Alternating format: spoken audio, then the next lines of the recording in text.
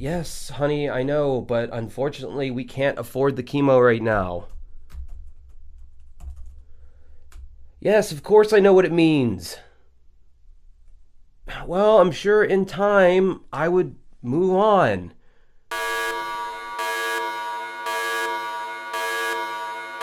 Honey, I gotta go. New Rex Viper footage just dropped on YouTube and Daddy needs a new pair of tennis shoes. Y'all know what time it is. More Viper. Welcome to the Snake Pit, motherfucker. It's go time.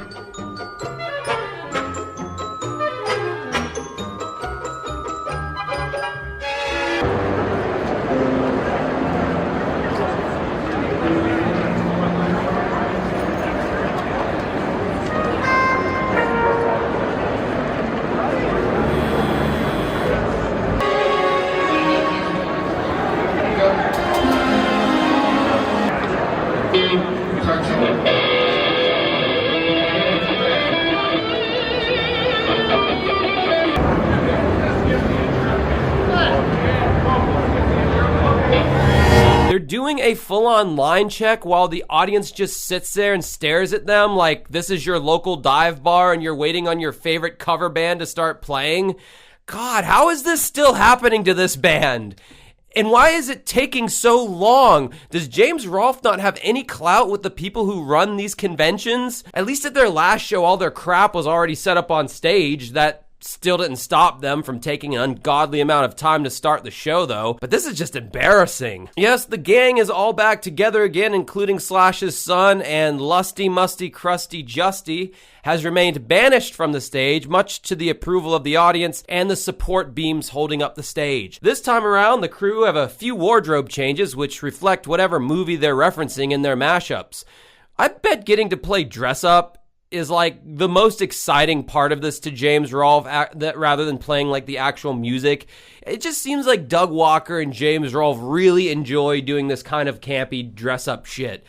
But the wardrobe changes are about the only thing different about this performance. They're playing the same like 5 or 6 songs they've always done, with a few minor change-ups in a few areas. Yes, sir, this is a band that has been around for half a decade and can still only play about 6 songs. Just let that sink in. By that math, the full-length album should be out sometime around 2030. But yeah, all the hits are here. Mighty Wings and Hadoukens, Hearts on Fire, Nintendo Power Glove of Love, or whatever the fuck it's called. And despite the 5 or 6 shows they have under their belts, the singer has learned absolutely nothing. This guy so faithfully rips his voice into smithereens that I don't know how he's going to be able to do this into the future. But then I remembered he only plays like 1 or 2 shows a year, and now it all makes sense. Can't really get those pesky vocal polyps when you barely sing.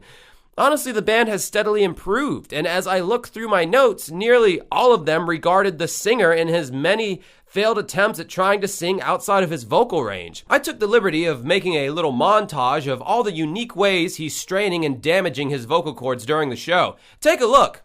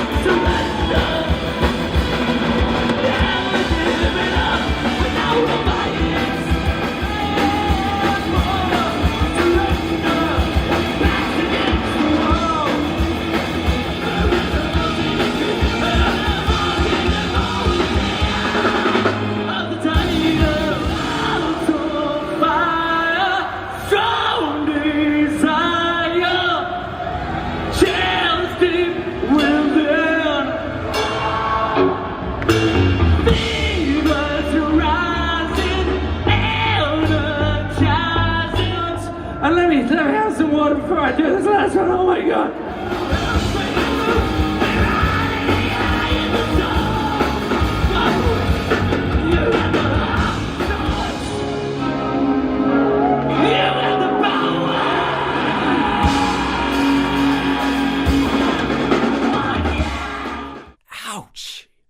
throat hurts just listening to that. I can say with every kind of certainty that this man is going to develop some kind of throat/vocal cord issue unless he changes the melodies he's singing to lower melodies, or the band lowers the damn key of the song, which I've been saying for years now. I believe British James probably has a halfway decent voice, but he's not a tenor singer. A tenor is the highest ranged singer you can be if you're a male vocalist. Think Steve Perry from Journey or Ronnie James Dio.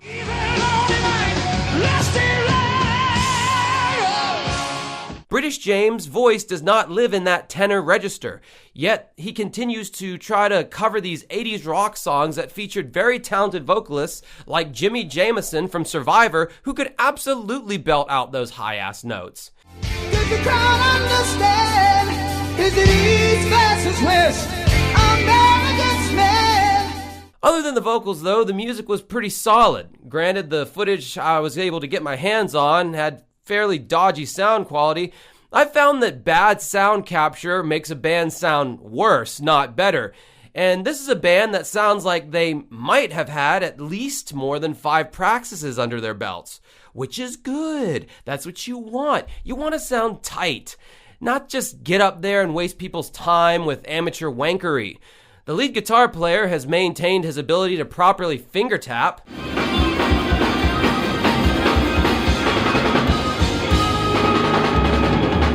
James Rolfe and the rest of the rhythm section sound pretty tight. Dino didn't have any major keyboard flubs. The band had a pretty smooth transition from the Back to the Future theme into Power Glove of Love.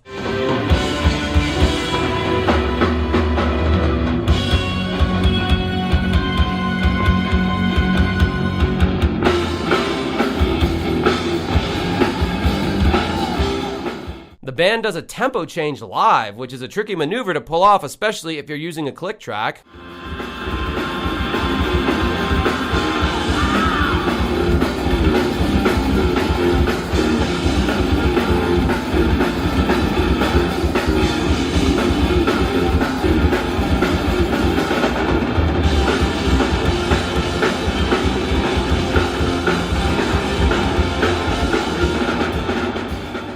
I don't know, it just seems like they've gained confidence from experience. Imagine that. Sometimes you can suck as a band, but if you suck confidently, it makes up for the fact that you're not very good. But I'm not even saying that this sucks. Again, it's almost like they are gaining experience by being on stage more. Like in this part.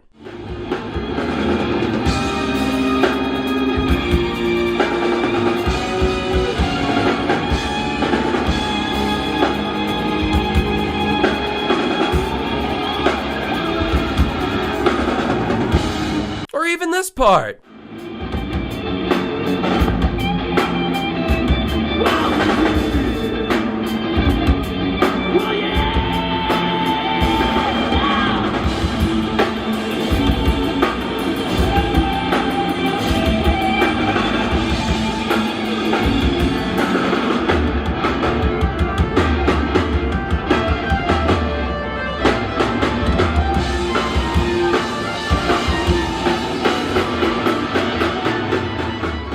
But it wasn't all biscuits and gravy for the Viper. Aside from the singer's countless pitchy moments, there were some other items of note, like this lame-ass keyboard bell patch. It sounds like he's messing around with my grandma's doorbell.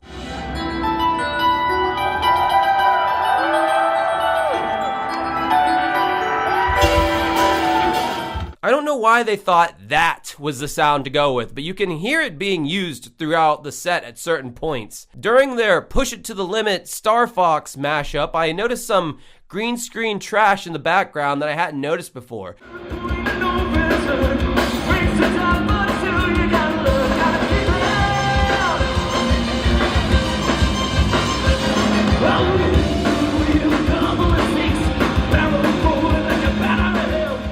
Could we possibly be getting a new Rex Viper music video? That's just what the world needs right now. This show overall looked to me like some kind of thing that was going on while a bunch of other stuff was going on at the same time, because there are moments where you see portions of the crowd just leave. or the crowd just kind of shuffles in and out, unlike their other shows where Rex Viper was more of like the main event. Bimmy tries out some incredibly autistic stage banter, and it becomes apparent why he doesn't have a microphone on his side of the stage. Hey, this is a good crowd. Hey, you know what? Not only are you a good crowd, you know what you are? You're the best. But other than that, Bames has really wrangled in a lot of the moves that once made him a charismatic man of the stage, such as duck walking and frog stomping. Maybe, just maybe, somebody got in his ear and said, "James, you look like a special needs kid the way you move on stage. Cut it out." I mean, other than that, though, this was a pretty solid performance musically. Something I never thought I'd hear myself say about this band, but honestly, none of that really matters if you have a singer who is bombing vocally on nearly every song. Not like I think these songs are all that good or creative to begin with, but they were at least capably played this time. But if they really want to take it to the next level, they gotta figure out the situation with their singer, or else he won't have a voice to sing with in the future. So yeah, that was the Rex Viper 2025 Game On Expo show. Should you watch it? Nah. The 3,000 subscribers on Rex Viper's YouTube page and the fact that they're not even on Spotify anymore kind of tells you everything you need to know about this band. It's a novelty act that mildly has entertained a couple hundred people at gaming conventions. That is their function, that is their purpose, that's all this thing is ever gonna be. But it apparently brings you all joy when I pick them apart, so here I am again for another adventure in the snake pit!